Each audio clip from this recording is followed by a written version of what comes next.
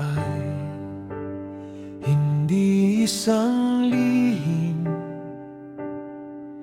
at dapat mong malaman ngayon, kaibigan. Bukas ay maaring huli na,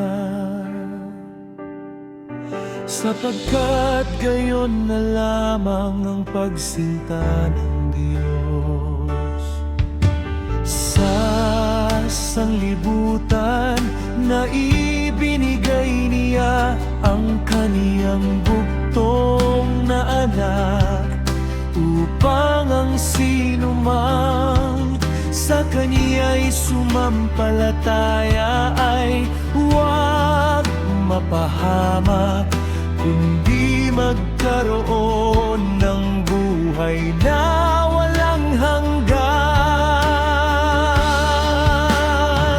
Sapagkat kung ipahayag mo ng bibig si Jesus na Panginoon, at sasampalataya ka sa iyong puso na binuhay siyang maguli ng Diyos, sa mga patay ay maliligtas ka.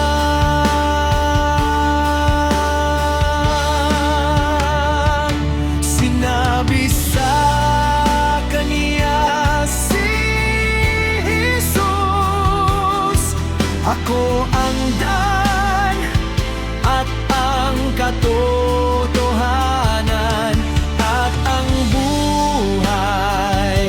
Sino man ay di makaparoroon sa Ama, kundi sa pamamagitan ko.